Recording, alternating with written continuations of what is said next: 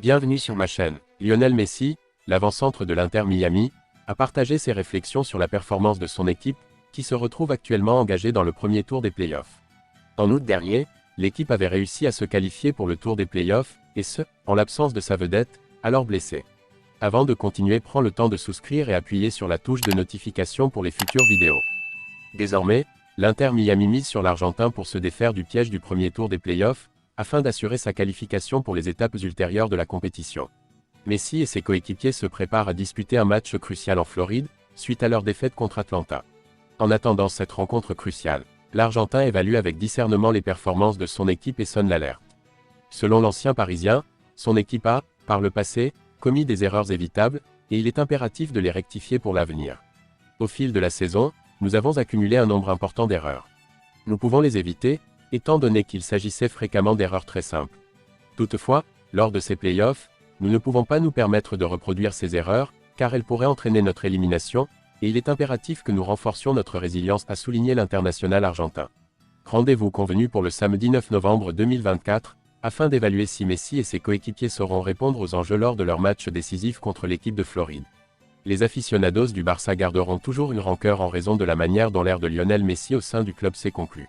Cependant, Messi veillera à ce que ses rapports délicats avec la direction actuelle n'affectent en rien la célébration du 125e anniversaire du club. Suite à la promesse publique faite par le président actuel, Joan Laporta, de conserver Messi au sein du club, ce dernier s'est ensuite rétracté le jour de la signature du contrat. L'Argentin et sa famille n'ont pas manqué de lui faire part de leur mécontentement. Lorsque Laporta a également tenté de le ramener au club, il n'a pas réussi à formuler une proposition de contrat définitif 2 ans plus tard.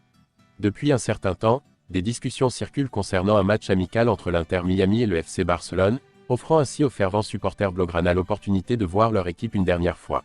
Messi n'a jamais eu l'opportunité de faire ses adieux aux fervents supporters qui ont scandé son nom chaque week-end pendant plus de 15 ans, compte tenu de la nature inattendue de son départ. Cependant, jusqu'à présent, le match amical n'a pas été organisé, même si Barcelone attend peut-être son retour au Camp Nou. Bien moins en vue que Lamine Yamal, le Messi serbe n'en reste pas moins une menace redoutable pour la défense adverse. Ce mercredi 6 novembre, le FC Barcelone rencontrera l'Étoile Rouge de Belgrade en Ligue des Champions à 20h GMT.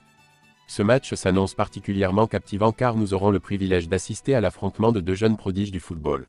Au FC Barcelone, Lamine Yamal, l'Espagnol, est souvent comparé à Lionel Messi en raison de ses performances remarquables.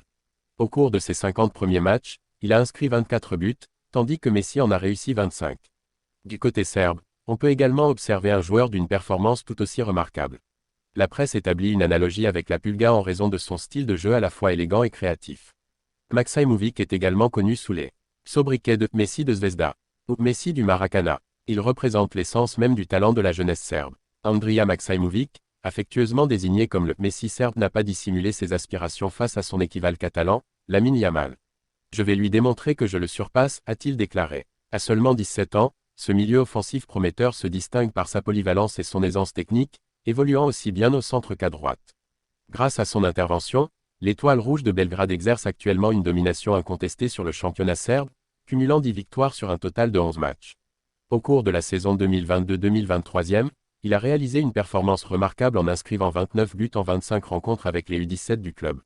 Par la suite, il a intégré la réserve en 2e division, où il a réussi à trouver le chemin des filets à 6 reprises en 24 apparitions. Merci d'avoir regardé cette vidéo et je vous prie de laisser vos commentaires.